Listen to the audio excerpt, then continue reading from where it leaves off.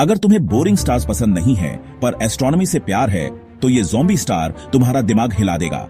Scientist ने एक ऐसा स्टार खोजा है जो बार बार एक्सप्लोड होता रहता है।